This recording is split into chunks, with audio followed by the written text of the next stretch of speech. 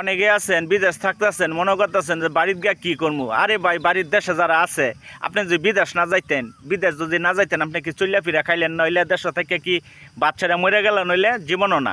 যারা দেশে আছে, যারা বাড়িতে আছে, তারা কি ভাত খা না?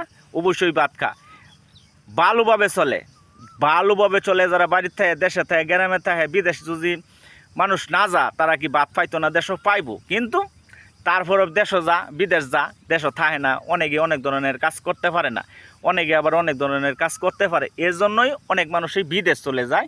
আর আমাদের দেশের টেহাটা মনে করেন আয় ধরে না। আপনি যদি মাসে 40,000 50,000 টাকা কামাই করেন, কিন্তু এই টাকাটা আপনি একসাথে করতে অনেক কষ্ট হয়ে যায়। কিন্তু বিদেশ গেলে কি হয়?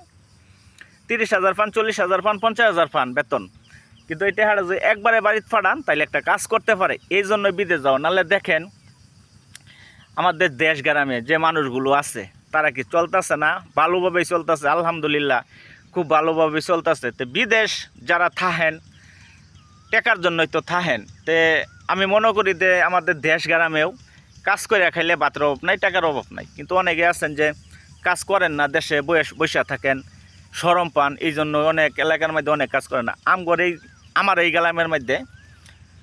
আমার এই গ্রামের মধ্যে অনেক মানুষ আছে কাজ করে না, নিজের কাজটাও নিজে করে খানা। কি করে জানেন?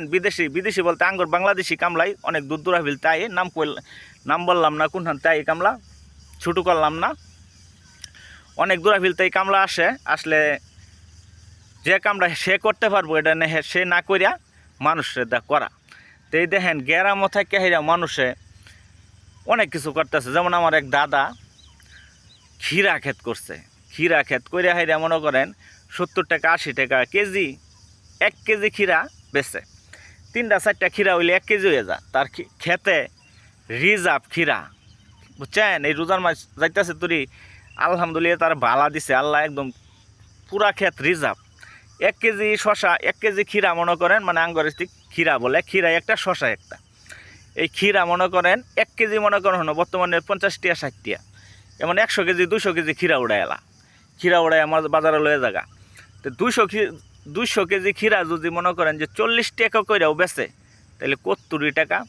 তো যাদের বিদেশ আছেন, যারা যে একটা হতাশাগ্রস্ত হয়ে গেছেন যে বাড়িতে গিয়ে কী করবো, কী করিয়া খামু, আপনি যদি বা এখন বাংলাদেশের যে সিস্টেম, যে পরিবেশ, আপনি যদি বাজে কৃষিও করেন, মানে অন্য কিছু করেন, যে দান বাদ দা, যে আমি দান করতাম না, অন্য কিছু করাম, বাজে কৃষি করাম, যদি এডিও করেন, তারপরও জীবনটা আপনি চল্লা ফিরা খাইতে পারবেন, ভালোভাবে খাইতে পারবেন।